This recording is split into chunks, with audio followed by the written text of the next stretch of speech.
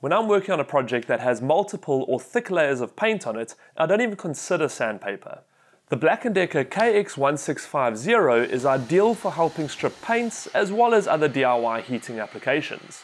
It has an input power of 1750 watts, producing temperatures of 460 degrees Celsius in setting 1 and up to 600 degrees with a higher airflow on setting 2.